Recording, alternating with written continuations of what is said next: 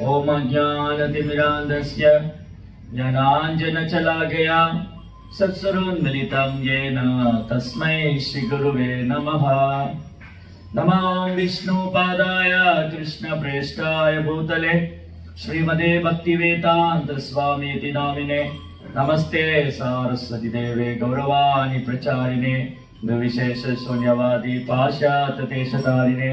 जय श्री कृष्ण चैतन्य प्रभु नित्यानंद श्री अद्वैत गदाधर श्रीवासदि गौर भक्त वृंद। हरे कृष्णा कृष्णा कृष्णा हरे हरे, हरे राम राम राम हरे हरे। हरे कृष्णा பக்தர்களுக்கு இனிமையான மாலை வணக்கம். இன்றைய சத்சங்க வகுப்புல கலந்துட்டு இருக்கிற எல்லா பக்தர்களுக்கும் என்னுடைய பணிவான நமஸ்காரம். கௌர கதா ஸ்ரீ சைத்தன்ய மகாபுருடைய அவதார தினம் இன்னும் 2 தினங்கள்ல பௌர்ணமி அன்னைக்கு பல்குனி பூர்ணிமா. பௌர்ணமி அன்று முழு நிலவு, எப்படி வானத்துல முழு நிலவு வானத்தை முழுவதும் பிரகாசிக்குதோ அதுபோல கௌட தேசம், வங்காள தேசம், மங்க தேசம் என்று அழைக்கக்கூடிய கௌட தேசத்துல சந்திரனும் சூரியனும் சேர்ந்து உதித்தார் போல, சந்திரனும் சூரியனும் சேர்ந்து உதித்தார் போல. ஸ்ரீ கிருஷ்ண சைத்தன்யோ நித்யானந்தோ சுகாதிதோ கௌட தேசோ புஷ்பவந்தோ சித்ரோ சந்திரோ தமோனுதோ. சித்ரா அப்படின்னா சூரியன், சந்திரனா சந்திரன்.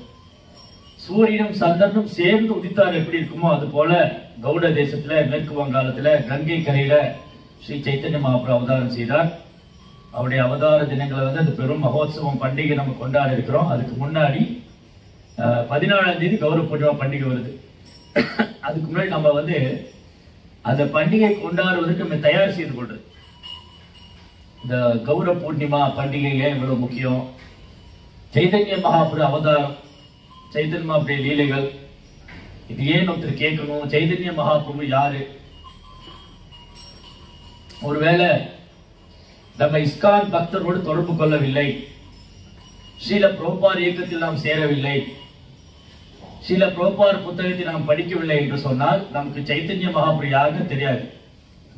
இது பெரும்பாலும் மக்களுக்கு சைத்தன்ய மகாபிரபு யாருன்னு தெரியாது. மேக்சிமம் பெரும்பாலான மக்களுக்கு சைத்தன்ய மகாபிரபு யாருன்னு தெரியாது. அப்புறம் ஒரு சிலருக்கு தெரியும். அந்த பள்ளிக்கூட பாட புத்தகத்துல கூட சைத்தன்ய மகாபிரபு ஒரு காலத்துல வந்த மகான், ஒரு பெரிய மகாத்மா, ஒரு பெரும் மகாபாகவதர், ஒரு பெரும் பக்தர், பக்தி யோகத்தை பிரச்சாரம் செய்த ஒரு பெரிய ஒரு மகான் அப்படின்னு புத்தகத்தில் எழுதியிருக்கார்.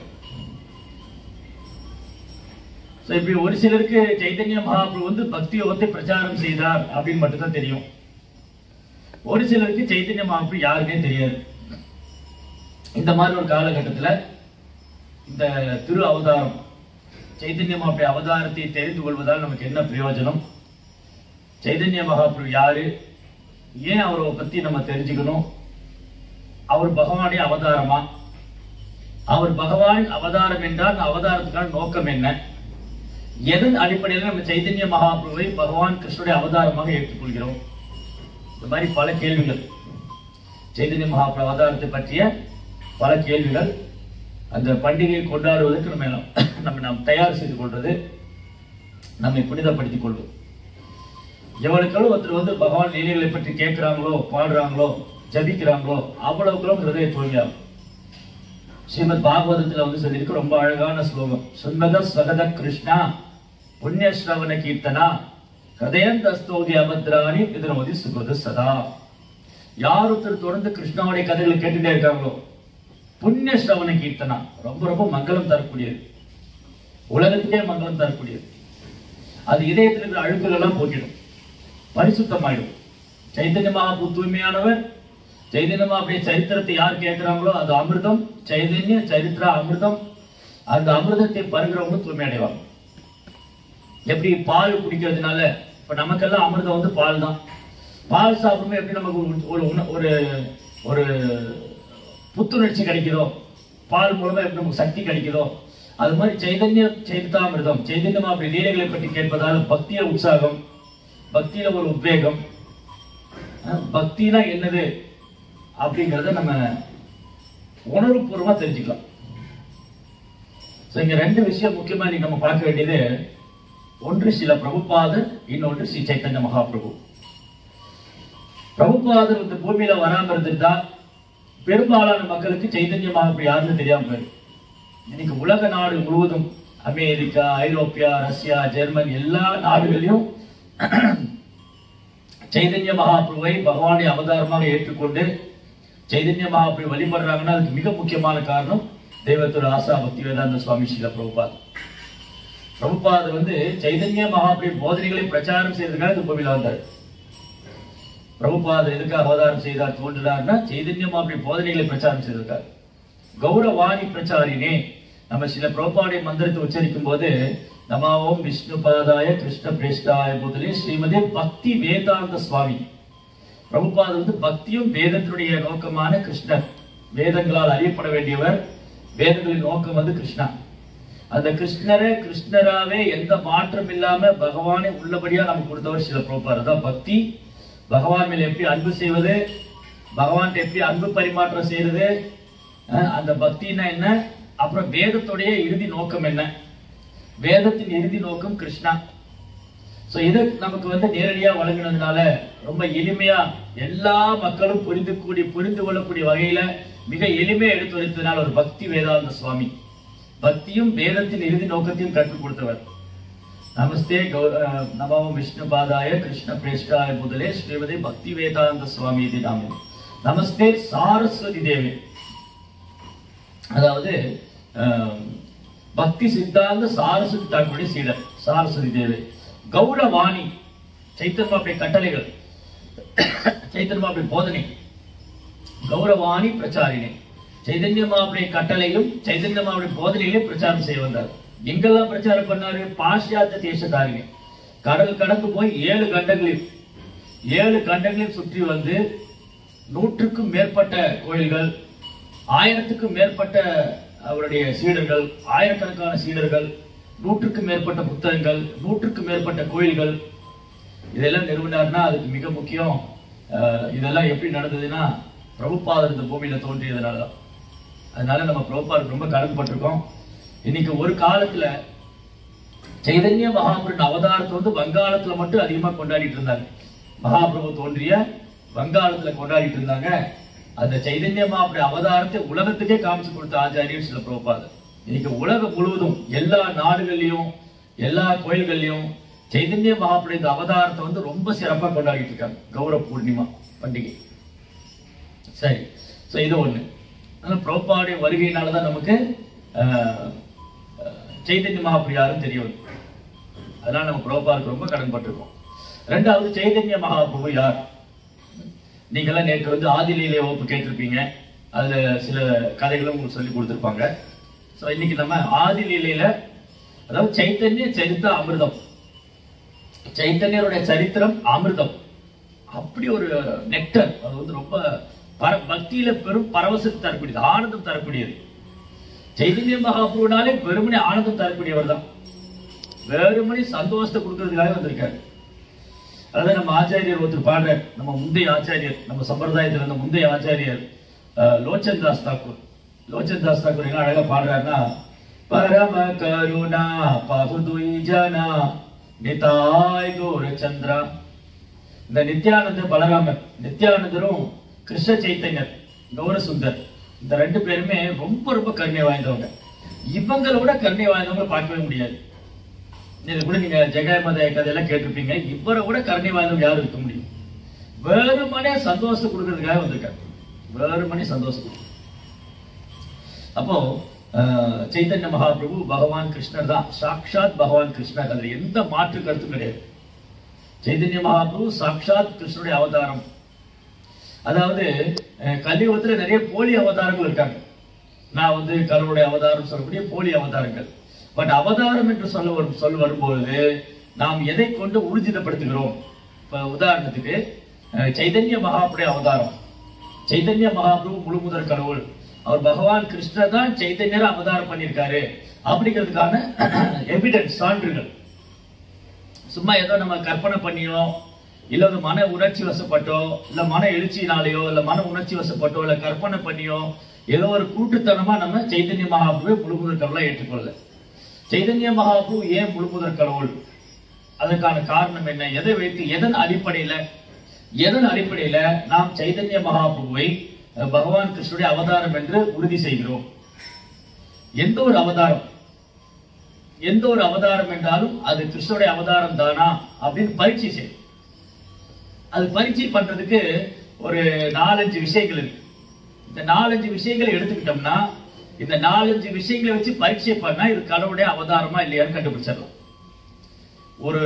ஒரு நபர், இந்த பூமியில் இருக்கக்கூடிய ஒருத்தர் இந்த பூமியில நடக்கிறாரு, பேசுறாரு, இந்த பூமியில வாழ்ந்துட்டு இருக்காரு, இவர் கடவுளுடைய அவதாரமா, இது உண்மையான அவதாரமா, போலி அவதாரமா, இவர் உண்மையாலுமே கிருஷ்ணனுடைய அவதாரமா என்பதை பரீட்சை செய்து பார்ப்பதற்கு நமக்கு போதுமான அறிவு இல்லாவிட்டாலும் கூட இந்த 5 விஷயங்கள் நாம் கவனித்தோமே ஆனால் நம்ம ஊர்ஜிதப்படுத்தல கடவுளுடைய அவதாரம்.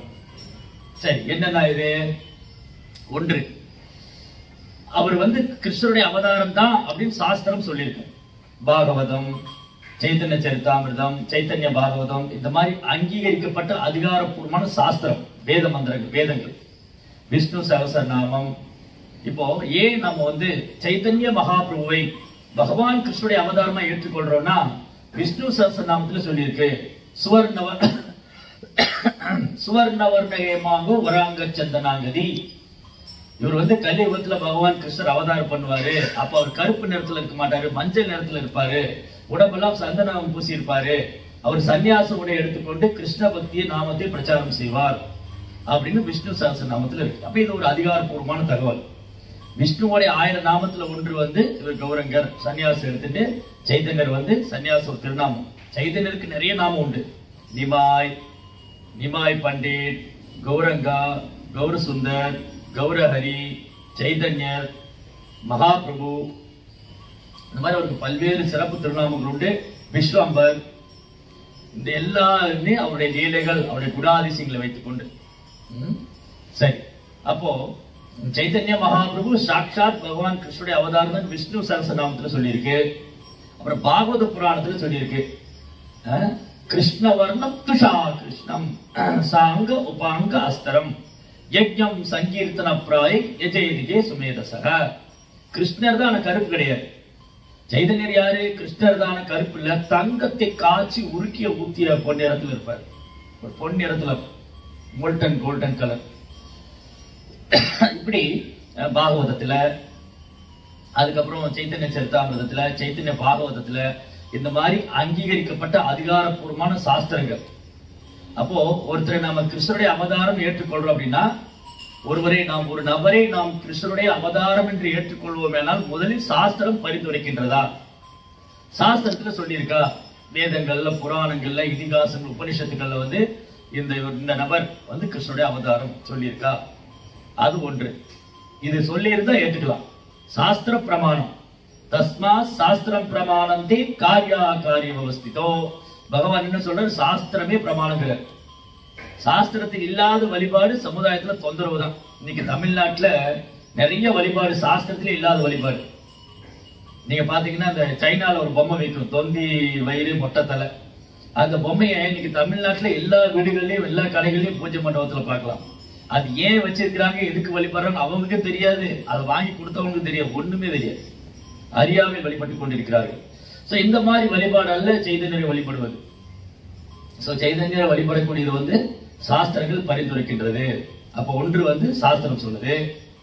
அப்புறம் மாபெரும் ஆச்சாரியன்மார்கள், மாதவேந்திர பூரி, ஈஸ்வர பூரி, அப்புறம் பக்தி சித்தாந்த சாஸ்திரி தாக்கூர், பக்தி வினோத் தாக்கூர், ஜெகநாத் தாஸ் பாபாஜி, ஸ்ரீல பிரபுபாதர், இந்த மாதிரி அதிகாரப்பூர்வமான மகா பாகவதர்கள், தூய பக்தர்கள், ஆச்சாரியர் சொல்றாங்க சைத்தன்ய மகாபிரபு பகவானுடைய அவதாரம், கிருஷ்ணனுடைய அவதாரம், முழுமுதற் கடவுள். இது இரண்டாவது எவிடன்ஸ். முதல் சான்று சாஸ்திரம் சொல்றது சைத்தன்ய மகாபிரபு கிருஷ்ணனுடைய அவதாரம். இரண்டாவது ஆச்சாரியன்மார்கள் ஒப்புக்கொள்றாங்க. மாபெரும் ஆச்சாரியர்கள், மகாத்மாக்கள், மகா பாகவதர் ஒப்புக்கொள்றாங்க சைத்தன்ய மகாபிரபு சாட்சாத் பகவான் கிருஷ்ணர். சிறப்பு ரெண்டாச்சா. மூன்றாவது சாதுக்கள், இந்த பிரம்ம மாத்வ கௌடிய வைஷ்ணவ சம்பிரதாயத்தில் வரக்கூடிய சாதுக்களும் அதை ஏற்றுக்கொள்கிறாங்க. அப்போ சாது, சாஸ்திரம், குரு, இந்த ஃபர்ஸ்ட் 3 பிரமாணம். நாம் ஒரு நபரை பகவானை அவதாரம் என்று ஏற்றுக்கொள்வோம் பட்சத்துல இந்த 3ம் அடிப்படை. இவர் பகவானுடைய அவதாரம் சாஸ்திரம் சொல்லியிருக்கா? சைதன்ய மகாபிரபு கிருஷ்ணர் அவதாரம் சாஸ்திரம் சொல்லியிருக்கா? ஆமா சொல்லியிருக்கு. இவர் கிருஷ்ணனுடைய அவதாரம் ஆச்சாரியர் ஒப்புக்கொண்டிருக்காங்களா? ஆமா ஆச்சாரியர் ஒப்புக்கொண்டிருக்காங்க. அப்புறம் சாதுக்கள், அந்த சம்பிரதாயத்தில் வர சாதுக்கள் ஏற்றுக்கிறாங்களா? ஆமா ஏற்றுக்கொண்டிருக்கிறார்கள். இது 3 அடிப்படை. அப்ப யாராவது தன்னை கடவுளுடைய அவதாரம் சொல்லி வந்தாங்கன்னா கலியுகத்துல இந்த 3 முதல் பரீட்சை பண்ணும். சம்பிரதாயத்தில் உள்ள பக்தர்கள் அவர் ஏத்துக்கிட்டு இருக்காங்களா? சாஸ்திரம் சொல்லியிருக்கா? ஆச்சாரியர் ஒப்புக்கொள்றாங்களா? இல்லாட்டி அது ஏமாற்று அவதாரம். அதுக்கப்புறம் 4வது விஷயம், யாருமே செய்ய முடியாத அமானுஷ்யமான லீலைகளை பண்ணுவாங்க. இப்ப உதாரணத்துக்கு நம்ம ஏன் கிருஷ்ணர் முழுமுதல் கடவுள்னு சொல்றோம்? அவர் கோவர்த்தன மலையை குறைய பிடிச்சார். பெரும் மலை உச்சியிலிருந்து 88 மைலுக்கு கீழே குதிக்கிறார். இது அமானுஷ்யமான ஆற்றல். அதே மாதிரிதான் யாருமே செய்ய முடியாத அமானுஷ்யமான ஆற்றல் பண்றக்கூடிய அந்த சக்தி இருக்கிறதுனால அவர் நம்ம கிருஷ்ணாவுடைய சக்திக்கு நிகர் யாரும் கிடையாது. கிருஷ்ணாவுடைய சக்தி எல்லையற்றது. சோ கிருஷ்ணா சைதன்ய மகாபிரபு அவதாரம் செஞ்ச பொழுது அவர் யாருமே செய்ய முடியாத அமானுஷ்யமான லீலைகள் பண்ணார். ஒரு நாமசேகரத்தில் நடந்துட்டு இருக்கு, பக்தர்களுக்கு ரொம்ப பசியா இருந்தது. இது மத்திய லீலையில, இந்த மத்திய ஸ்கந்தத்துல இந்த லீலையை வர்ணிச்சிருக்காங்க. நாமசங்கத்துல படிக்கிற பக்தர்களுக்கு எல்லாம் ஒரே பசி. உடனே மகாபிரபு ஒரு மாங்காய் கொட்டை எடுத்து நிலத்துல போட்டார். அது இம்மிடியா ஒரு விருட்சமா வளர்ந்து அதுல பல பல ஆயிரக்கணக்கான பழங்கள், மாம்பழம். அதோட ஸ்பெஷல் என்னன்னா அந்த மாம்பழத்துல கொட்டையும் இல்லை தொழியும் இல்லை, வெறும் பழம் மட்டும் இருக்கு. இது யாரால பண்ண முடியும்? எப்பேற்பட்ட யோகியாலும் இந்த மாதிரி அதிசயங்கள்லாம் பண்ண முடியாது.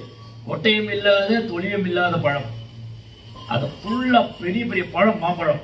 ஒரு பழம் சாப்பிட்டா 2-3 நாளைக்கு பசி எடுக்காது, அவ்வளவு பெரிய பழங்கள். அது மாதிரி நிறைய அற்புதங்கள்.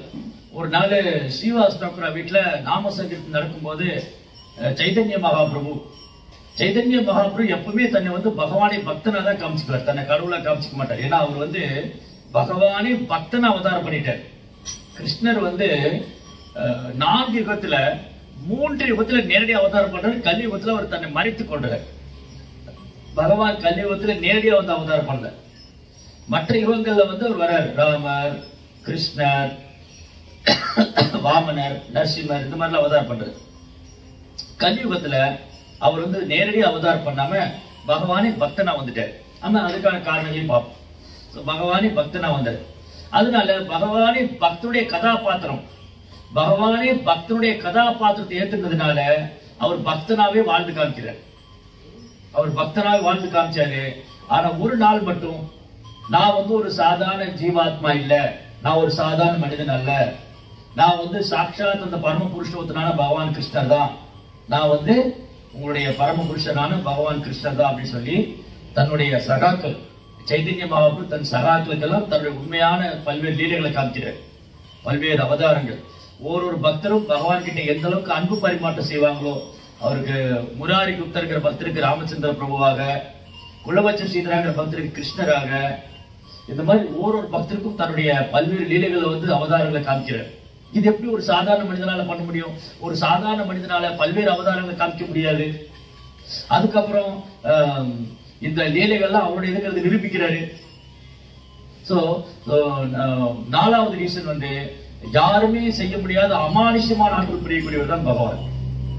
அவர் தான் பகவானுடைய அவதாரம். 5வது அவர் விஸ்வரூபம் காமிச்சிருக்கு.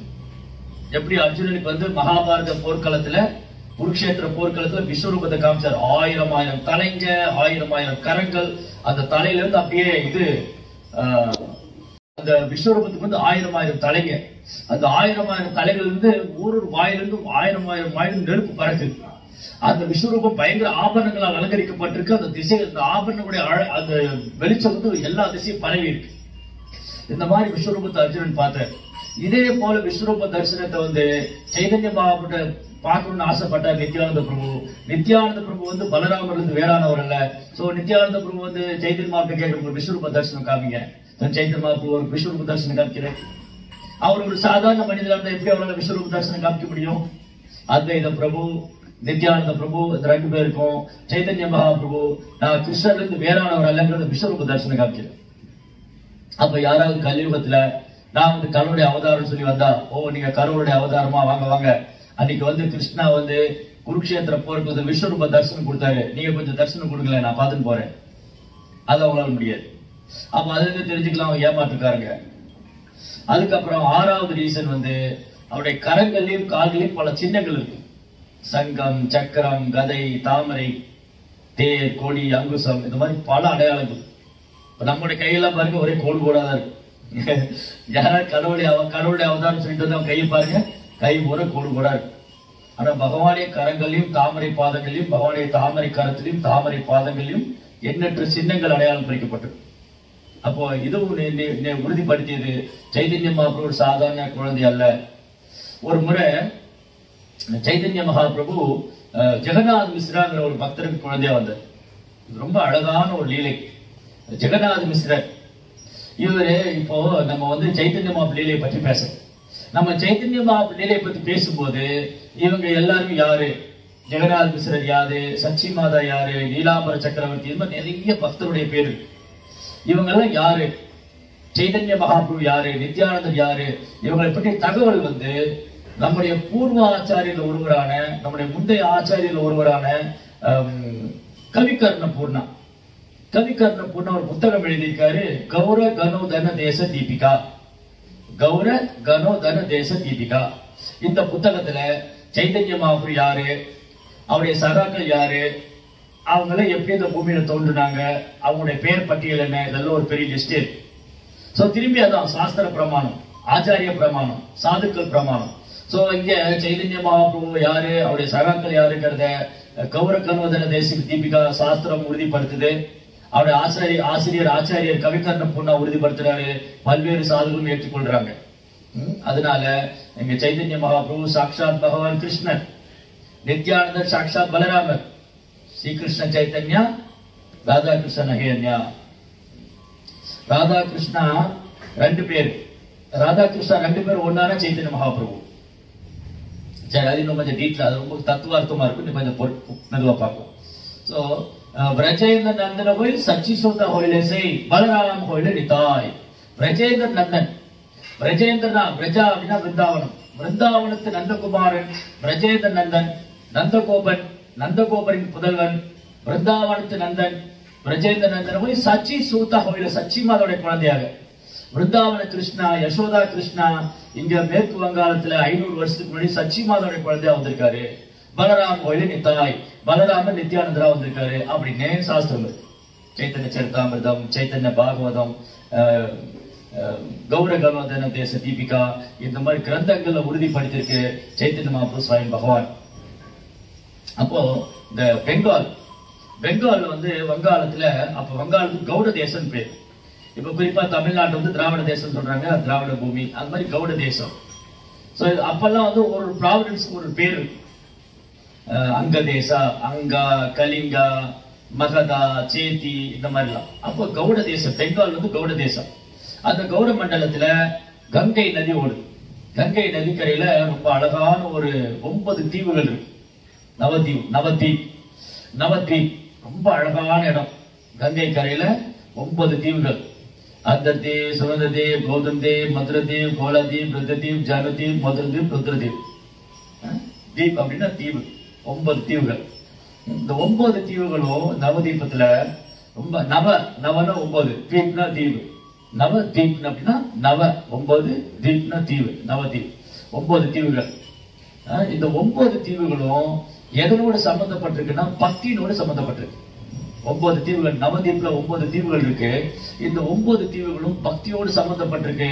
இந்த நவதீப் தாம் வந்து ஆன்மீக உலகத்திலிருந்து வேறானதல்ல. பகவானுடைய ஆன்மீக உலகமான கோலோக பிருந்தாவனம் இந்த பூமியில நவதீப் தாமர். இங்க பிருந்தாவனம் இருக்கு, நவதீப் தாம் இருக்கு. நவதீப் தாமத்துல எல்லா புனித ஸ்தலங்களும் இருக்கு. இப்ப சமீபத்துல கூட வருஷம் சைதன்ய மகாபிரபு அவதார தினம், கௌர பூர்ணிமா பண்டிகை வரும்போது பரிக்கிரமா போவாங்க. பரிக்கிரமா அப்படின்னு சொன்னா பாத யாத்திரை, நடந்து போறது. சைதன்ய மகாபிரபு அவதாரம் செய்த ஸ்தலங்கள், அவர் லீலை செய்த ஸ்தலங்கள் எல்லாம் சுற்றுப்பயணம் மேற்கொள்வது. அவர் ஒரு ஆன்மீக சுற்றுலா, ஆன்மீக யாத்திரை. சைதன்ய மகாபிரபு அதான் பாருங்க. அடுத்த ஒரு எவிடன்ஸ் என்னன்னா, அடுத்த ஒரு அடையாளம், சைதன்ய மகாபிரபு அவதாரம் பண்ண ஸ்தலங்கள், அவர் லீலை பண்ண ஸ்தலங்கள் இன்னைக்கும் இருக்கு. இது 7வது. ஏன் சைதன்ய மகாபிரபு முழுமுதற் கடவுள்னா அவர் லீலை பண்ண ஸ்தலங்கள்லாம் இன்னைக்கும் இருக்கு. அதே பேர்ல, அதே இடத்துல, அதே லீலைகள். சோ இப்போ சைதன்ய மகாபிரபு நவதீப் தாம், இந்த நவதீப் அப்படிங்கிறது 9 தீவு. இந்த 9 தீவும் பக்தியோடு சம்பந்தப்பட்டிருக்கு. ஒரு பக்தர் 9 விதமான பக்தி தொழில தன்னை இணைத்துக் கொள்ள வேண்டும். ஒரு கிருஷ்ண பக்தரும் இந்த பக்தி யோகத்துல தன்னை பக்குவப்படுத்திக் கொள்ள, பக்தி யோகத்துல முன்னேற்றம் அடைய 9 விதமான இந்த பக்தி தொண்டு முறையை மேற்கொள்ள வேண்டும். ஸ்ரவண கீர்த்தன ஸ்ரவண கீர்த்தன ஸ்மரண வந்தன பாத சேவன தசரே பூஜன சகி ஜன ஆத்ம நிவேதன கோவிந்த தசர விலாசரே. ஸ்ரவணம் கிருஷ்ணரை பற்றி கேட்பது, கீர்த்தனம் கிருஷ்ணர் புகழ் பாடுவது, விஷ்ணு ஸ்மரணம் பகவானை நினைப்பது, பாத சேவனம் அவரது தாமரை திருப்பாதற்கு தொண்டாற்றுவது, அப்புறம் அர்ச்சனம் அவரை பூஜிப்பது, வந்தனம் அவரை வழிபடுவது, அதுக்கப்புறம் தாசியம் அவர் சேவை செய்வது, சக்கியம் நட்புறவு கொள்வது, ஆத்ம நிவேதனம் அனைத்தையும் பகவானுக்கு அர்ப்பணிக்கிறது, சரணாகதி. சோ இந்த 9 தீவும் இந்த 9 விதமான பக்தி தொண்டை கற்றுக் கொடுக்கும். யாராவது நவதீப்ல பிரயாணம் பண்றாங்க அப்படின்னா, இந்த நவதீப் தாம், இந்த தாமம் நித்தியமானது. பகவான் தோன்றிய ஸ்தலம் பகவானும் அவர் தோன்றிய ஸ்தலமும் வேறானதே அல்ல. பகவான் நித்தியமானவர், அவருடைய தாமம் நித்தியமானது. இந்த நித்தியமான தாமத்துக்கு யாரும் வருகை தர்றாங்க. உங்களை எவ்வளவு பேர் நவதீப் வந்திருக்கீங்கன்னு தெரியல. ஒரு வாய்ப்பு கிடைச்சா நான் பிரபுட்ட சொல்றேன், எல்லாரும் யாத்திரை வாங்க. இங்க நவதீப் வந்தீங்கன்னா ரொம்ப அழகான இடம், உங்களுக்கு திருப்பி போக மனசே வராது. சோ இந்த நவதீப் தாமத்துல 9 தீவுகள் இருக்கு. இந்த 9 தீவுகள் நமக்கு 9 விதமான பக்தி அனுகிரகம் பண்ணக்கூடியது, 9 விதமான பக்தி தொண்டை அனுகிரகம் செய்யக்கூடியது. சோ இந்த நவதீப் தாமத்துலதான் இங்க ஸ்ரீகாட்டான்னு ஒரு கிராமம் இருக்கு. நவதீப் பக்கத்துல ஸ்ரீகாட்டான்னு ஒரு கிராமம். சோ இங்க உபேந்திர மிஸ்ரா ஒரு பிராமணர், உபேந்திர மிஸ்ரா. இந்த உபேந்திர மிஸ்ரா பகவானுடைய ஒரு தூய பக்தர். அவருக்கு பகவான் மேல ரொம்ப அன்பு உண்டு. அவர் கிருஷ்ண பக்தியை பயிற்சி பண்ணி வர்றாரு. இந்த உபேந்திர மிஸ்ராவுக்கு 7 பசங்க. உபேந்திர மிஸ்ராவுக்கு 7 பசங்க. கம்சாரி, அப்புறம் பரமானந்தர், பத்மநாபர், சுரேஸ்வரர், ஜெகநாதர், ஜனார்தனர், திலோகநாதர், 7 பேர். இந்த 7 பேர்ல ஜெகநாத் மிஸ்ரா ஒரு குழந்தை. உபேந்திர மிஸ்ராவுடைய பையன் ஜெகநாத் மிஸ்ரா. இந்த ஜெகநாத் மிஸ்ரா வேற யாரும் இல்ல, பகவான் கிருஷ்ணர் இந்த பூமியில அவதரிக்கும் போது யார் நந்த மகாராஜர் அவதாரம் பண்ணாரோ, யார் நந்த மகாராஜராகவும் வசுதேவராகவும் பகவானுக்கு சேவை பண்ண வந்தாங்களோ, அவரு சைத்தன்ய மகாபுரியில ஜெகநாத் மிஸ்ரா வந்திருக்காரு. அதே மாதிரி யசோதாமா, சச்சி மாதா. சோ யசோதாமா, சச்சி மாதா வேற வேற இல்ல, ஜெகநாத் மிஸ்ரரும் நந்தகோபுரம் வேற வேற இல்லை. அவங்க கிருஷ்ண லீலையில யசோதாமாவும் நந்தகோபுரம் பகவான் கிருஷ்ணருக்கு சேவை பண்றாங்க. சைத்தன்ய லீலையில அவங்களே 2 பேரும் ஜெகநாத் மிஸ்ரரும் சச்சி மாதாவும் வந்திருக்காங்க. சோ இந்த சச்சி மாதா வீட்டுல நிறைய அற்புதங்கள்லாம் நடக்குது. கிருஷ்ணா ஏன் முழுமுதற் கடவுள், அதான் சாரி சைத்தன்ய மகாபிரபு ஏன் கிருஷ்ணனுடைய அவதாரம், ஏன் முழுமுதற் கடவுள்னு அவருடைய ஆரம்ப கால லீலையிலே தெளிவாரு. அவர் குழந்தை பருவ லீலையிலே எப்படி கிருஷ்ணா குழந்தை பருவத்துல எப்படி அமானுஷமா லீலைகள் செய்தாரோ, வேற யாருமே அந்த மாதிரி பால்ய லீலை செய்தது கிடையாது. பகவான் கிருஷ்ணனுடைய பால்ய லீலை, அந்த பால்ய லீலைகளை யாருமே அனுபவிச்சதில்லை. அது பிரம்மதேவரோ, சிவபெருமானோ, கணபதியோ யாருமே அந்த மாதிரி குழந்தை பருவ, ஏன் ஸ்ரீராமர் கூட அந்த மாதிரி குழந்தை பருவ லீலை செய்ததில்லை. கிருஷ்ணாவோட லீலையினால ஒரு குழந்தை பருவ லீலை ரொம்ப ஆஸ்பீசியஸ், ரொம்ப ரொம்ப ஆனந்தம், ரொம்ப பேரானந்தம். கிருஷ்ணாவுடைய குழந்தை பருவலிலே பேரானந்தம் தரக்கூடியது. அதனால நீங்க கிருஷ்ணான்னு சொன்ன உடனே மக்கள் சொல்லுவாங்க, கிருஷ்ணரா அவர் வெண்ண திருடினாரு, அவர் மண்ணு சாப்பிட்டாரு, அப்படி கிருஷ்ணாவுடைய குழந்தை லீலை உடனே சொல்லுவாங்க. அவர் புல்லாங்குழல் வச்சிருப்பாரு, அவர் யமுனா நதிக்கல்ல விளையாண்டாரு. சோ இப்படி கிருஷ்ணா நினைவுக்கு வந்தோடனே பால்ய லீலை. அதே மாதிரி இந்த ஜெகநாத் மிஸ்ரா சச்சி மாதா வீட்டுல ஜெகநாதருடைய குழந்தையாக, ஜெகநாதருக்கு 7வது 8வது குழந்தை. எப்படி வசுதேவருக்கு ஒரு குழந்தை பிறந்து கடைசி 8வது குழந்தை கிருஷ்ணர் வருவாரோ, அதே போல ஜெகநாத் மிஸ்ராவுக்கு ஒரு குழந்தை பிறந்து இறந்து போயிடும். 8வது குழந்தையா பகவான் சைத்தன்யர். 7வது குழந்தை விஸ்வரூபா. விஸ்வரூபா பலராமருக்கு வேறான ஒரு ரொம்ப அழகான குழந்தை, அப்படியே பௌர்ணமி நிலவு மாதிரி இருப்பார் விஸ்வரூபா. இந்த விஸ்வரூபர் பலராமர் வேறானவர் இல்ல, விஸ்வரூபர் 7வது குழந்தை. 8வது குழந்தை வந்து இந்த நிமாய் அல்லது கௌரங்க சைத்தன்ய மகாபிரபு. சோ இந்த குழந்தை கருவுல இருக்காங்க. இந்த குழந்தை சச்சியோடைய கருவுல இருக்கும்போது இவங்க ரொம்ப பிரகாசமா இருக்காங்க. சச்சி மாதா வந்து சூரியனை போல பிரகாசிக்கிறாங்க. சூரியனை போல பிரகாசிக்கிறாங்க.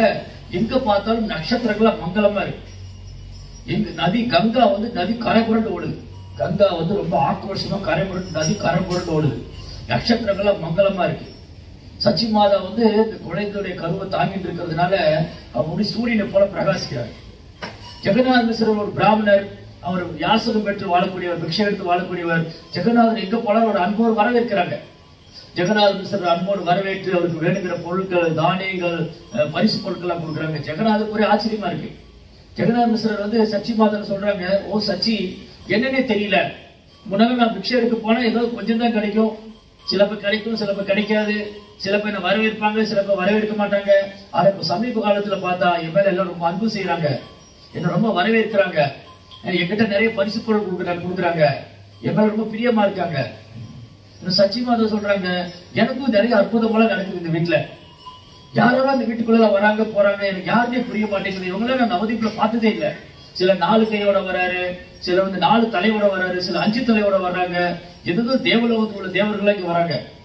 பல்வேறு தேவலோகத்தை சார்ந்த பல உயர்ந்த கிரகத்தை சார்ந்த பல தேவர்கள் நம்ம வீட்டுக்குள்ள வந்து போறதுனால பார்க்க முடியுது. சோ எப்படி வந்து தேவிகளுடைய கர்ப்பத்துல பகவான் குழந்தை இருந்த போது, கிருஷ்ணர் இருந்த போது தேவர்களா வந்து பிரார்த்தனை செய்தார்களோ, அதே போல சச்சி மாதாவுடைய கருவுல கௌரங்கர் சைத்தன்ய மகாபிரபு இருக்கும்போது தேவர்கள்லாம் வந்து அவர் தரிசிக்கிறதுக்காக வராங்க. சோ இப்படி சச்சி மாதா ஒரே ஆச்சரியமா இருக்கு. இது ஒரே ஆச்சரியம். இந்த வீட்டுக்கு யாரும் வராங்க போறாங்க, வீடே பிரகாசிக்குது. ஜெகநாத மிஸ்ரா சச்சி மாதாவுடைய வீடு வந்து ஒரு சாதாரண குடிசை தான். இன்னைக்கு பெங்கால்ல போனீங்கன்னா அங்க வீடெல்லாம் ரொம்ப சிம்பிளா இருக்கும். இந்த நவதீப்ல நீங்க எந்த இடத்துக்கு போனாலும் அந்த வீடுகள்லாம் ரொம்ப எளிமையா இருக்கும். ரொம்ப பழைய கிராமத்து வீடுகள். ஆனா அந்த வீடு அப்படியே அரண்மனை மாதிரி ஜொலிக்குது, அப்படியே பிரகாசிக்குது. சோ இப்படி ஜெகநாத மிஸ்ரா வந்து ஏதோ ஒரு தெய்வீகமான குழந்தை தனக்கு தோன்ற போகுது. இது பகவான் கிருஷ்ணாவுடைய ஆசீர்வாதம். அவருக்கு கிருஷ்ணர் மேல உள்ள அன்புனால அவருக்கு தெரியல, அந்த கிருஷ்ணர் தான் தனக்கு குழந்தையா வர போறாரு. சோ சச்சி மாதாவுக்கு வந்து தெரியல, கிருஷ்ணா வந்து சைத்தன்யரா அவதரிக்க போறாரு. சோ அவங்க நினைச்சுக்கவே எனக்கு ஒரு குழந்தை பிறக்க போகுது. ரொம்ப அழகான நிலை. இந்த குழந்தை வந்து பௌர்ணமி அன்னைக்கு. சோ இந்த பௌர்ணமினாலே அப்படி பிரகாசமா இருக்கு. பௌர்ணமி அன்னைக்கு வந்து அந்த நிலவுடைய வெளிச்சம் இருக்கு இல்லையா, பௌர்ணமி நிலவு வந்து அந்த வெளிச்சம் ஆகாசமும் பரவிடும். அப்ப நட்சத்திரங்கள்லாம் மங்கி போயிடும், நட்சத்திரமே தெரியாது. சோ பௌர்ணமியோடைய தேஜஸ்ல வானத்துல நட்சத்திரமே தெரியாது, பௌர்ணமி தான் ஜொலிக்கும். ஆனா சைதன்ய மகாபிரபு அவதரிக்கும் போது நிலாவுக்கு வந்து வெக்கம் வந்துருச்சு. ஓ, இந்த கௌரங்க மகாபிரபு சைதன்யர் இவரே ஒரு பௌர்ணமி நிலவு தான், இவருக்கு முன்னாடி என்னுடைய தேஜஸ் எல்லாம் மங்கி போயிடும். சைதன்ய மகாபிரபு கௌர சுந்தர் அல்லது கௌர சந்திரா. சோ பகவானை பத்தி சொல்லும் போது பகவானுடைய அழகு வர்ணிக்கும் போது சந்திரனோட ஒப்பிடுவாங்க. ராமச்சந்திரா, கிருஷ்ண சந்திரா, கௌர சந்திரா. சோ சந்திரா அப்படின்னா சந்திரன். சந்திரன் வந்து எப்பவுமே குளுமையா இருக்கும், ரொம்ப அழகா இருக்கும், குளுமையா இருக்கும், இனிமையா இருக்கும், பார்க்க அப்படியே நல்ல ரம்யமா இருக்கும். சோ ராமர் இந்த பூமியில வரும்போது ராமச்சந்திரனா வந்தார். சோ கிருஷ்ணா இந்த பூமியில வரும்போது கிருஷ்ண சந்திரனா வந்தார். கௌர சந்திரன், கௌரா அப்படி பொன்னிறத்துல இருக்காரு சந்திரன். இந்த பௌர்ணமி நிலவு பாத்தீங்கன்னா, பௌர்ணமி நிலவு வந்து அப்படியே பொன்னிறத்துல அப்படி ஜொலிக்கும். சோ அந்த மாதிரி சைதன்ய மகாபிரபு அவதாரம் பண்ண போறாரு. அவரே ஒரு சந்திரன் தான். அவருக்கு முன்னாடி இந்த சந்திரன் வெக்கப்பட்டு போய் தன்னை மறைச்சுக்கிட்டாரு, ஒழிச்சுக்கிட்டாரு. ஓ, சைதன்ய மகாபிரபு கிருஷ்ணா இந்த பூமியில வர போறாரு, அவர் அழகுக்கு முன்னாடி என்னுடைய அழகெல்லாம் ஒண்ணு செல்லுபடியாகாது அப்படின்னு போய் இந்த சந்திரன் என்ன பண்ணாரு, மறைச்சுக்கிட்டாரு. இந்த சந்திரா வந்து மறைச்சுக்கிட்டாரு. அதுக்கு வந்து சந்திர கிரகணம். சோ சந்திர கிரகணம் வரும்போது பெரும்பாலும் கிரகணங்கள் வரும்போது என்ன பண்ணுவாங்க, சனாதன தர்மத்தை பின்பற்றக்கூடியவங்க கிரகணம் ஏற்படக்கூடிய நேரம், அந்த கிரகண நேரம் வந்து ரொம்ப இன்ஆஸ்பீசியஸ், ஒரு அமங்கலமான நேரம். அது வந்து ஒரு மலம் கழிக்கிற மாதிரி அந்த நேரம். சோ அந்த கிரகணம் வரக்கூடிய நேரத்துல சாதுக்கள் வெளியில போக மாட்டாங்க, அப்ப வீட்டுல சமையல் பண்ண மாட்டாங்க, எந்த ஒரு கோயில போய் வழிபாடு பண்ண மாட்டாங்க, கோயில் திறந்து வைக்க மாட்டாங்க, எல்லாமே வந்து லாக் பண்ணிடுவாங்க. 2 விஷயம் தான் பண்ணுவாங்க. நாம ஜெபம் பண்ணுவாங்க, பாகவதம் படிப்பாங்க. ஹரே கிருஷ்ணா கிருஷ்ண கிருஷ்ண ஹரே ஹரே, ஹரே ராம ராம ராம ஹரே ஹரே. ஒரு பக்கம் நாம சங்கீர்த்தனம் நடந்துகிட்டே இருக்கும். இந்த கிரகண நேரத்துல வெளியில போக கூடாது. நம்ம கூட நிறைய கேள்விப்பட்டிருக்கோம். கிரகண நேரத்துல வெளியில போக கூடாது, வெளியில சுற்றக்கூடாது, கிரகணத்தை பார்க்க கூடாது, கிரகண நேரத்துல சாப்பிடக்கூடாது, கிரகண நேரத்துல சமைக்க கூடாது, எதுவுமே பண்ணக்கூடாது. ஆனா கிரகண நேரத்துல இந்த ரெண்டு மட்டும் தான் பண்ணணும். ஒன்று நாம சங்கீர்த்தனம், ஹரே கிருஷ்ணா கிருஷ்ண கிருஷ்ண ஹரே ஹரே, ஹரே ராம் ராம ராம ஹரே ஹரே. இன்னொன்னு வந்து பாகவதம். சோ அப்போ இந்த கிரகணம் வரும்போது ஒரு இன்ஆஸ்பீசியஸ். ஆனா எங்க ஊர்ல நிறைய முட்டாள்கள் இருக்காங்க, பகுத்தறிவாளர் சொல்லி முட்டாள்கள். கிரகண நேரத்துல தான் வெளியில போவாங்க. அது என்ன பண்ணுது பார்க்கலாம். கிரகண நேரத்துல வெளியில ரோட்ல உட்காந்து சாப்பிடுவாங்க. சோ இது வந்து பிடிவாத குணம் படிச்சவங்க, இந்த அசுர குணம் படிச்சவங்க இது புரியாது. இது ரொம்ப அமங்கலமானது, இன்ஆஸ்பீசியஸ் இல்லையா? நம்ம வந்து தமிழ்ல ஒரு பழமொழி சொல்லுவோம், சாக்கடை மேல கல்ல விடாத. சாக்கடை மேல கல்ல விட்டா அது நம்ம மேலதான் தெளிக்கும், விடக்கூடாது. என்ன பண்ணுமா, நான் விட்டுதான் பாப்பேமா, சரி போ, அவ்வளவுதான் இல்லையா? சாக்கடையில கல்லு விடாத, அவன் மேல தெளிக்கும் அப்படின்னா, இல்ல நான் போவேன், சரி போ, விட்டுக்கோ, தெளிச்சுக்கோ, அவ்வளவுதான். சோ இந்த மாதிரி நிறைய நாத்திகர்கள், கடவுள் நம்பிக்கையற்றவங்க, இதை மூட நம்பிக்கை நினைக்கிறவங்க. பட் அந்த சயின்ஸ் ரீதியா இருக்கு, இந்த கிரகணம் வந்து ரொம்ப கெட்ட நேரம். இந்த கிரகணம் ரொம்ப இன்ஆஸ்பீசியஸ் டைம். ஸோ இந்த நேரம் வந்து வெளியில போகக்கூடாது, சாப்பிடக்கூடாது, ரொம்ப பக்தி செய்யணும் அப்படின்னு சொல்லிட்டார். பக்தி செய்யணும். ஸோ இந்த கிரகண நேரத்துல சைத்தன்ய மகாபிரபு என்ன பண்ணாரு, சந்திரன் போய் ஒழிச்சுக்கிட்டாரு. சைத்தன்ய மகாபிரபு முன்னாடி வர்றதுக்கு வெக்கப்பட்டு, நான் என்ன பெரிய அழகு, பகவானே இவ்வளவு அழகா இருக்காரு, அவர் முன்னாடி நான் ஒண்ணு செல்லா காசு ஆயிடுவேன், அவர் போய் ஒழிஞ்சிட்டாரு. அப்போ பகவான் இந்த பூமியில அவதரிக்கிறாரு. அவர் அவதரிக்கும் போது எல்லாம் இந்த கிரகண நேரத்துல போய் கங்கையில நீராடுவாங்க. கங்கையில நீராடும் போது எல்லாரும் வந்து ஹரே கிருஷ்ணா கிருஷ்ண கிருஷ்ணா ஹரே ஹரே, ஹரே ராம ராம ராம ஹரே ஹரே. எங்க பார்த்தா நாம சங்கீர்த்தனம். எல்லாரும் நாம சங்கீர்த்தனம் படிக்கிட்டு இருக்காங்க, பாகவதம் படிக்கிறாங்க, கங்கையில நீராடுறாங்க. அப்ப அவர் தோன்றும் பொழுதே, அவர் வந்து பேசுறதுக்கு முன்னாடியே, பகவான் பிரச்சாரம் செய்யறதுக்கு முன்னாடியே, அவர் சைதன்ய மகாபிரபு பகவானே பக்தனாக வந்து பிரச்சாரம் செய்யறதுக்கு முன்னாடியே அவர் தோன்றும் போதே நாமத்தோட தான் தோன்றினார். அவர் தோன்றும் போதே நாமத்தோட தோன்றாரு. அவர் தோன்றும் போது பாகவத தர்மம். சோ இப்படி கலியுகத்துல பாகவத தர்மத்தை பிரச்சாரம் செய்வதற்காகவும் நாம சங்கீர்த்தனம், இந்த யுக தர்மம், கலியுக தர்மமான ஹரே கிருஷ்ணா கிருஷ்ண கிருஷ்ண ஹரே ஹரே, ஹரே ராம ராம ராம ஹரே ஹரே, இந்த நாம சங்கீர்த்தனத்தை பிரச்சாரம் செய்யறதுக்காகவும், கலியுக மக்கள் அறியாமையிலிருந்து விடுவிக்கிறதுக்காகவும், பிறப்பு இறப்புங்கிற சக்கரத்துக்கு விடுவிக்கிறதுக்காகவும் பகவான் இந்த பூமியில சைதன்ய மகாபிரபு அவதாரம் பண்ணார். இதுதான் இந்த யுகத்துக்கான தர்மம், இந்த யுகத்துக்கான யாகம், இந்த யுகத்துக்கான யோகம் எல்லாமே நாம சங்கீர்த்தனம் தான். சோ இந்த நாம சங்கீர்த்தனத்தை தொடங்குறதுக்காக பகவானே பக்தன் அவதாரம் பண்ணார். அப்போ ஒரு நாள் என்ன நடந்தது, ஒரு பெரிய அதிசயம் நடந்தது. ஜெகநாத மிஸ்ரர் வீட்டுல பாக்குறாரு, பகவானுடைய தாமரை பாதங்கள்லாம் பயிற்சிருக்கு, குட்டி குட்டி பிஞ்சு கால்கள். எங்க ஊர்ல எல்லாம் வந்து சின்ன வயசுல நான் பார்த்திருக்கேன், கிருஷ்ண ஜெயந்தி அன்னைக்கு கிருஷ்ணனுடைய பாதம் வரைவாங்க. அந்த அரிசி மாவுல கோலம் போட்டு கிருஷ்ணனுடைய பாதம் வரைஞ்சு அதுல மேலெல்லாம் வச்சிருப்பாங்க. அது என்னன்னா, கிருஷ்ணா வெண்ணெய் தூண்டி ஓடினார் இல்லையா, அந்த வெண்ணெயோட தடம் எல்லாம் வீட்டுல பதிஞ்சிடும். சோ அந்த மாதிரி சைத்தன்ய மகாபிரபு என்ன பண்ணாரு, அவர் வந்து அந்த வீட்டுல நடமாடுறாரு, சச்சி மாதா வீட்டுல. ஆனா ஜெகநாதனுக்கும் சச்சி மாதாவுக்கு தெரியல, இந்த சைத்தன்யர் வந்து என் குழந்தை, இந்த சைத்தன்ய மகாபிரபு முழுமுதற் கடவுள் தெரியல அவங்களுக்கு. அவங்க நினைச்சுக்கிட்டாரு, ஜெகநாத மிஸ்ரா நினைச்சுக்கிட்டாரு, அவங்க வீட்டுல இருக்கிற விஷ்ணுவுடைய மூர்த்தி ஜெகநாத மிஸ்ரா வந்து தாமோதரன் சாலகிராம் சீலா. அந்த காலத்துல பிராமணர்கள் சாலகிராம் விக்கிரகம் வழிபடுவாங்க. ஜெகநாத மிஸ்ரா வந்து ஒரு தாமோதரன் சாலகிராம் சீலா வழிபடுறாரு.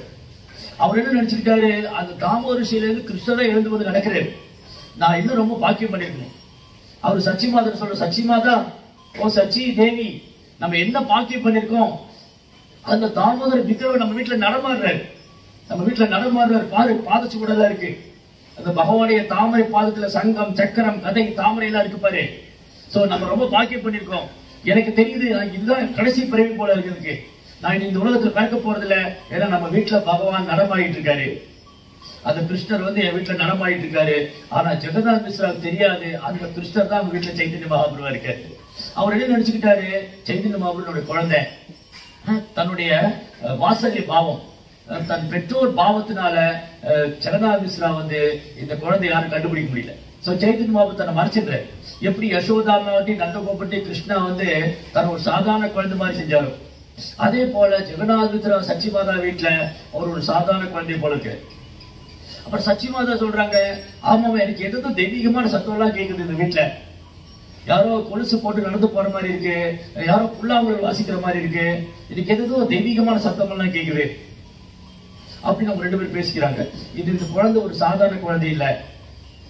இத சச்சிமாதோட அப்பா சொல்றாரு. சச்சிமாதோட அப்பா ஒரு பெரிய பண்டிதர், ஸ்காலர். நீலாம்பர சக்கரவர்த்தி ஒரு பெரிய ஸ்காலர். அவர் என்ன பண்ணாரு, நீலாம்பர சக்கரவர்த்தி இந்த ஜோசியம் அஸ்ட்ரானமிக்கல் கால்குலேஷன் போடுவார். இந்த குழந்தை ரொம்ப வருஷமா அம்மாவோட வயிற்றுல இருந்து வெளியில வரவே இல்லை. இந்த குழந்தை என்ன பண்ணிட்டு கிட்டத்தட்ட ரொம்ப மாசமா 13-14 மாசம் ஆச்சு அம்மா வயசுல வயிற்றுல இருந்து வெளியில வரவே இல்லை. சோ என்ன ஆயிடுச்சு, சச்சிமாதாவுக்கு ஒரே கவலை. அப்போ அவங்க அப்பா நீலாம்பர சக்கரவர்த்தி அஸ்ட்ரானமிக்கல் கால்குலேஷன் சொல்றாரு, ஒன்னும் கவலைப்படாத, இந்த குழந்தை இந்த வம்சத்துக்கு பெரும் புகழ் தருவாரு. இது சாதாரண குழந்தை அல்ல, இது ஒரு மகா புருஷர். இந்த மகா புருஷருடைய உடல்ல 32 அடையாளங்கள் இருக்கும். அவர் இந்த உலகத்தையே கிருஷ்ண பக்தியில மூழ்கடிப்பாரு. இதெல்லாம் அவர் சொல்றாரு. எக்ஸாக்டா குழந்தை பிறந்ததுக்கு அப்புறம் பார்த்தா அவர் சொன்ன மாதிரியே அந்த குழந்தையோட உடல்ல 32 அடையாளங்கள், ஒரு மகா புருஷருக்கான 32 அடையாளங்கள். அப்படி சூரியன் போல பிரகாசிக்கிறார். பொன்னிறத்துல ஒரு சூரியன் போல பிரகாசிக்கிறார். சோ இந்த குழந்தை ஒரு சாதாரண குழந்தை இல்ல, அந்த கிருஷ்ண பகவான் தான் தன் குழந்தையா வந்திருக்காங்கிறத இவங்களால உணர முடியுது. ஆனா இவங்களுக்கு ஒரு வாத்சல்ய பாவத்தினால கிருஷ்ணர் மேல உள்ள அன்பு எப்படி யசோதாமாவுக்கு மறந்து போயிருமோ கிருஷ்ண பகவான், அவங்களால உணர முடியல. அவருக்கு தன் குழந்தையை நினைச்சிட்டாங்க. அதே போல ஜெகநாதேஸ்வரர் சச்சி மாதாவும் அந்த முழு முதற் கடவுளான கிருஷ்ணாவுக்கு குழந்தையா வந்திருந்த போது கூட அவங்க என்ன பாக்குறாங்க, இவர் எங்க குழந்தைதான். சோ பகவான் என்ன பண்றாரு, சைதன்ய மகாபிரபு தன்னை மறைச்சிட்டு ஒரு குழந்தையா வெளியில பண்றாரு. அவர் ஒரு குழந்தையா வெளியில பண்ணிட்டு இருக்காரு. இது மட்டும் எண்ணற்ற லீலைகள் உண்டு. அவருடைய பாலிய லீலையில எண்ணற்ற லீலை உண்டு. நான் ஒரு சின்ன ஒரு லீலை சொல்லி முடிச்சிடுறேன். ஒரு நாள் ஒரு பிராமணர் அவங்க வீட்டுக்கு வராரு. அது நவதீப்ல யாத்திரை வந்திருக்காரு. அவர் ஒரு சன்னியாசி, பல இடங்களுக்கு துறவியா யாத்திரை போறவரு. அவர் நவதீப் வந்திருக்காரு. ஜெகநாத மிஸ்ரர் என்ன பண்ணாரு, இந்த பிராமணரை வீட்டுக்கு பிரசாதம் சாப்பிட கூப்பிட்டாரு. இந்த பிராமணர் நான் சொன்னேன், வெளியில எல்லாம் சாப்பிட மாட்டேன், நானே தான் சமைச்சு சாப்பிடுவேன். தாராளமா எங்க வீட்டுக்கு வாங்க, நாங்க வீடெல்லாம் சுத்தமா வச்சிருக்கோம். இந்த பிராமணர் சொன்னாரு, நாங்க என்ன சமைச்சாலும் பகவானுக்கு நிவேதனம் பண்ணுவோம். அந்த கோபால் வச்சிருக்காரு. இந்த பிராமணர் கிட்ட ஒரு சின்ன கோபால் விற்கிறது. இந்த கோபாலுக்கு நான் நிவேதனம் பண்ணி தான் சாப்பிடுவேன். தாராளமா நீங்க எங்க வீட்டுல நிவேதனம் பண்ணலாம், சமையல் எல்லாம் சுத்தமா இருக்கு, உங்களுக்கு தேவையான காய்கறிகள் இருக்கு, நீங்களே சமைங்க, நீங்களே கோபாலுக்கு படைச்சுக்குங்க, நீங்களே சாப்பிட்டு பிரசாத விநியோகம் பண்ணுங்க. இந்த பிராமணர் ரொம்ப நாளா பிரயாணம் பண்ணாரு, சாப்பிடவே இல்லை. பழங்கள் மட்டும் தான் சாப்பிட்டுருக்காரு. கோபாலுக்கு நிவேதனம் பண்ணி பழங்கள் மட்டும் தான் சாப்பிட்டுருக்காரு. சரி, இன்னைக்கு கோபாலுக்கு நான் விருந்து செய்ய போறேன். இந்த கோபால் விக்கிரகத்துக்கு நான் இவ்வளவு நாள் பழம் தான் கொடுத்துட்டு வந்தேன். இது ஒரு பிராமணருடைய வீடு இருக்கு, நான் போய் சமையல் பண்ணி என் கோபாலுக்கு நான் விருந்து கொடுக்குறேன். சாதம், பருப்பு, கூட்டு, வடை, பாயசம், பெரிய விருந்து பண்றாரு. இந்த பெரிய விருந்து பண்ணி இந்த பிராமணர் கோபாலுக்கு நிவேதனம் பண்ணும்போது அந்த குட்டி நிமாய், அப்போ கௌரவருக்கு நிமாயின்னு பேர்.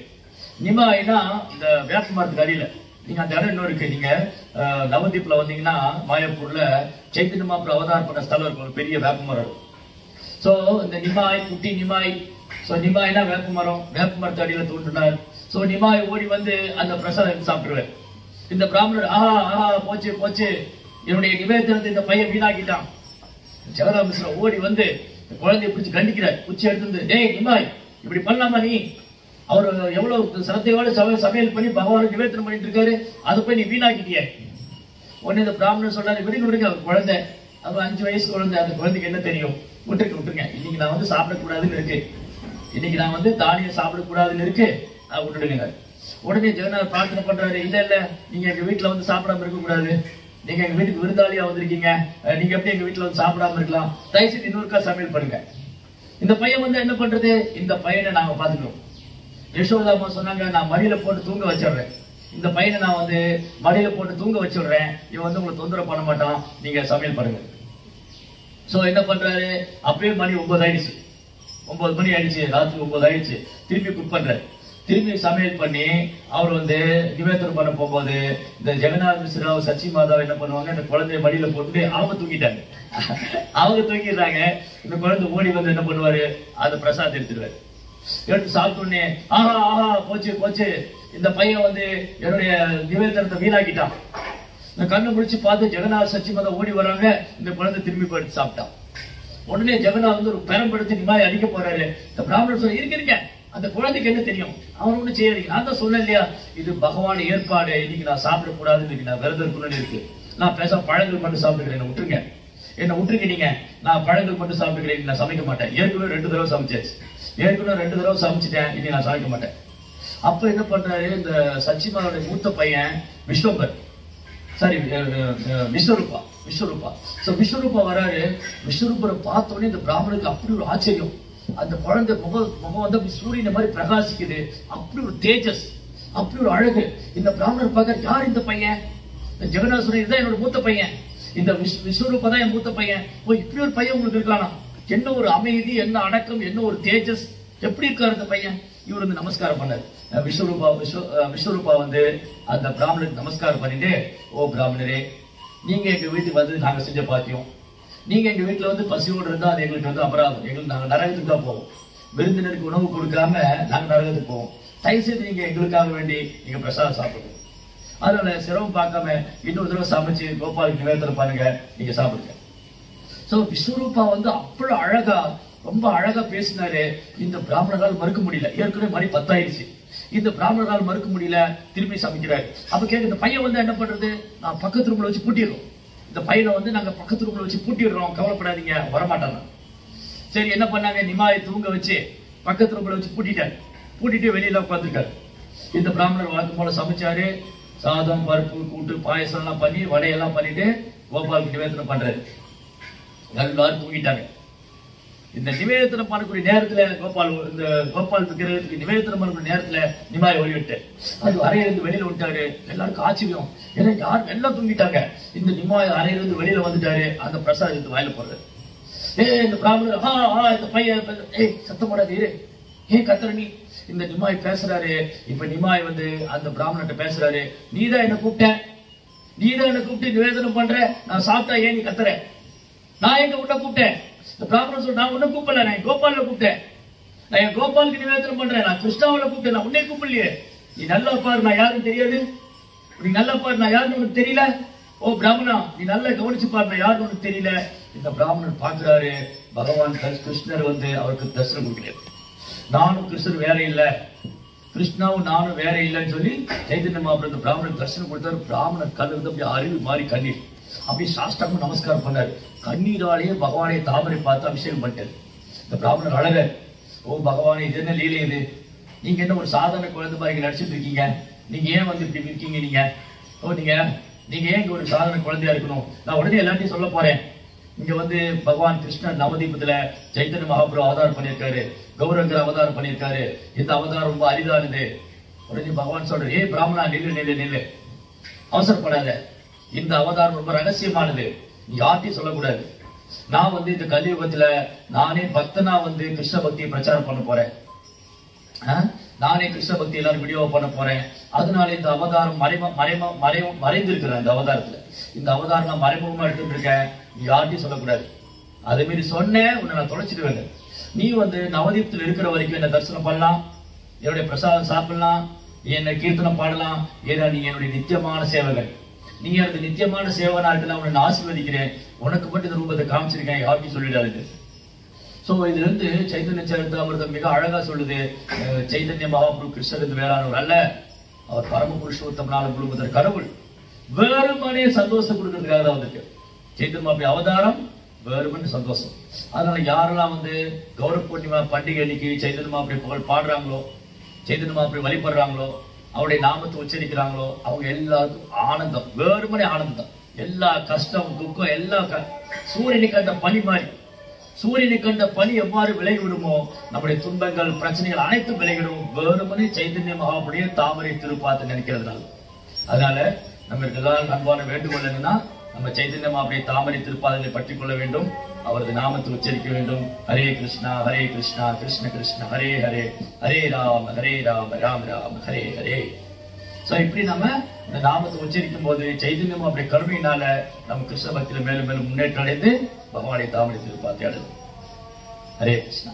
ஜெய் ஸ்ரீல பிரபுபாத் கி ஜெய்.